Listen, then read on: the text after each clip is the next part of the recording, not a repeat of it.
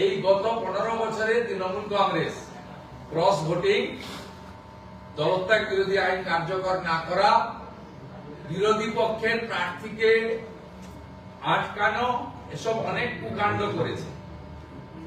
আমরা অর্থাৎ আমি এবং রাজ্য বিজেপির সভাপতি শ্রমিক ভট্টাচার্য চাইলে আরো একটি নমিনেশন করাতে পারতাম এবং 16 তারিখের নির্বাচনে তৃণমূল কংগ্রেসের অনেকেই ক্রস ভোটিং করতেন, কারণ তারা জানেন প্রায় 60 জনের বেশি এমএলএ জানেন যে তারা টিকিট পাবেন।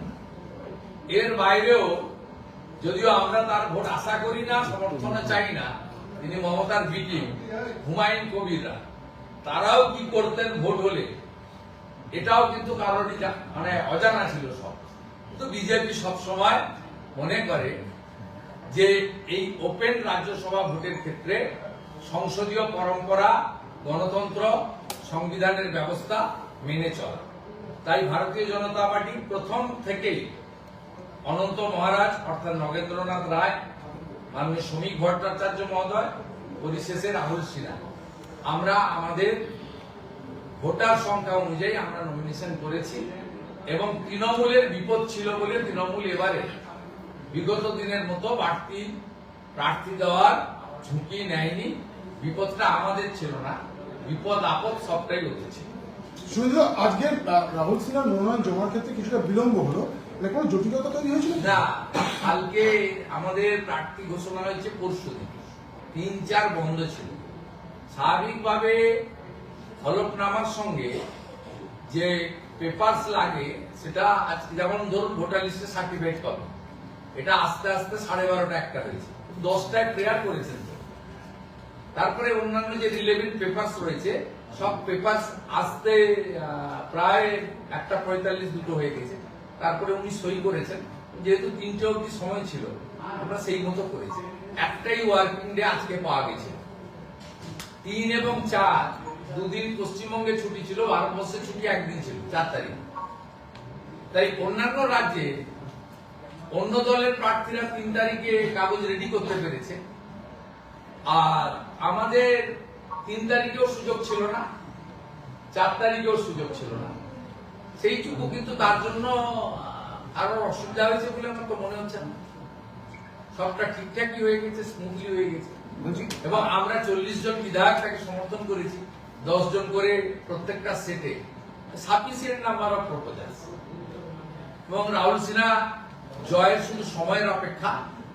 তিনি ভারতীয় জনতা পার্টির পরীক্ষিত নেতা, টেস্টেড এন্ড ট্রাস্টেড নেতা এবং সমান তালে মানে তার অ্যাক্টিভিটিস তিনি চালিয়ে গেছিলেন। দল যোগ্য মনে করেছে, শুধু কেন্দ্রীয় নেতা নয়, আমি শ্রমিক দা এবং আমাদের যে রাজ্য ইলেকশন কমিটি বসেছিলাম তাতে আমরা যে 5টি নাম পাঠিয়েছিলাম, আজকে বলতে কোনো অস্বীকার করার উপায় নেই, সেখানে গুরুত্ব দিয়েই রাহুল সিনহার নামটাও পাঠানো হয়েছিল। অর্থাৎ কেন্দ্রীয় নির্বাচন কমিটি চাপিয়ে দেননি, আমাদের 5টি নাম পাঠানোর মধ্য থেকেই কিন্তু তারা বেছে নিয়েছে। এটাই ভারতীয় জনতা পার্টির ইন্টারনাল এবং সিস্টেমিক ডেমোক্রেসির একটি বড় উদাহরণ, যেটা তৃণমূল কংগ্রেসের নেত্রী আমরা যা শুনেছি জেনেছি, সব রাজনৈতিক লোককে তিনি বানপ্রস্থে পাঠিয়ে দিয়ে তিনি এককভাবে প্রার্থী করেছেন। 2 জনকে কৃতজ্ঞতা স্বরূপ ঋণ শোধ করেছেন।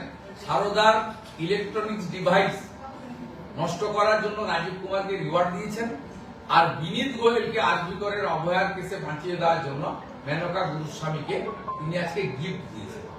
সুব্রত বক্সির মতো উনার যুব কংগ্রেসের সময় থেকে অদ্যাবধি সুব্রত বক্সি হাঁটতে পারেন, চলতে পারেন, এখনো জেলা করেন।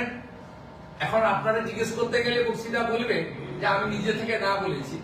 তা আমাদের কষ্ট হচ্ছে, যারা তৃণমূল কংগ্রেসটা তৈরি করেছিল সেই নেতাকে আজকে অবসরে পাঠানো হচ্ছে। বাবুল সুপ্রিয়, কোয়েল মল্লিকদেরকে, মেনকা গুরুস্বামীদেরকে, রাজীব কুমারের মতো টেন্টেড একজন কুখ্যাত আইপিএস জায়গা করে দেওয়ার জন্য সুব্রত বক্সিকে আজকে বাধ্যতামূলক অবসরে পাঠানো হচ্ছে। এটা পশ্চিমবঙ্গের রাজনীতিতে খুব পীড়াদায়ক। বিজেপির পরিবর্তন যাতে চলছে, দুজনের কাছে প্রশ্ন, বিভিন্ন জায়গাতে সমস্যা ঝামেলা হচ্ছে, ভাঙচুর হয়েছে। বিজেপির পরিবর্তন যাত্রা উত্তরবঙ্গ থেকে শুরু করে দক্ষিণবঙ্গের বিভিন্ন জায়গায় ভাঙচুর হয়েছে, কি বলবেন? দেখুন, সারা রাজ্য জুড়ে চলছে, বারাবণীতে হয়েছে, কুচবিহারে হয়েছে। বিক্ষিপ্ত ভাবে সর্বত্র পশ্চিমবঙ্গে তৃণমূল কংগ্রেস বিজেপির উপরে হামলা চালাচ্ছে। তৃণমূল কংগ্রেস জানে যে তৃণমূল কংগ্রেস নেই, তৃণমূল কংগ্রেস চলে গেছে, তৃণমূল কংগ্রেস চলে যাবেই। আর হামলা করে আক্রমণ করে যদি বিজেপিকে উঠিয়ে দেওয়া যেত, তাহলে 2016 সাল থেকে আজ পর্যন্ত 300 বেশি বিজেপি কর্মী খুন হয়েছে। 2021 সালে 2রা মের পর 27 দিনে 56 জন বিজেপি কর্মী খুন হয়েছে, ঘরছাড়া করা হয়েছে, লক্ষ লক্ষ টাকা জরিমানা দিয়ে বিজেপি সমর্থকদের বাড়ি ফেরানো হয়েছে, মাথা বুলিয়ে কামিয়ে দেওয়া হয়েছে, নিজের মূত্র ত্যাগ করিয়ে তাকে দিয়ে খাওয়ানো হয়েছে। তো এই তো অত্যাচার চলেছে। মহিলাকে সম্পূর্ণ নগ্ন করে তার সামনে বসে থেকে তাকে দিয়ে চা বানিয়ে বিস্কিট খেয়ে তাকে বলে গেছে যে এই পার্টি এই ক্ষমতা পাওয়া যাবে না। তারপরেও বিজেপি উঠে যায়নি। আমরা এখানে থাকতে এসেছি, চলে যেতে আসিনি। তবে এটা ঠিকই, আমরা ক্ষমতার পট পরিবর্তনের পর স্বজন হারানো শ্মশানে তোদের চিতা আমি তুলবই। আমরা ওদের চিতা তুলব না। পশ্চিমবঙ্গের যে রাজনৈতিক সংস্কৃতি, যে ভোট সংস্কৃতি তৈরি হয়েছে, এই হিংসার সংস্কৃতি, এই সংস্কৃতিকে আমরা চিতায় তুলে দেবো। সারা ভারতবর্ষে যেভাবে মানুষ তাদের গণতান্ত্রিক অধিকার প্রয়োগ করে, সেই ব্যবস্থা প্রকাশ্যে গুলি করে দিল, তাকে ধরতে 9 দিন সময় লাগলো রাজ্য পুলিশকে। দিল্লি থেকে অ্যারেস্ট হয়েছে কিছুক্ষণ আগে। হাওড়ার ঘটনার পিলখানা ও আপোষ করে নিয়েছে। তৃণমূলের সম্পদ ওকে অ্যারেস্ট করেছে, ভোটের আগে মুক্তিও দেবে এবং গৌতম চৌধুরী হয়ে ভোট লুণ্ঠ করবে।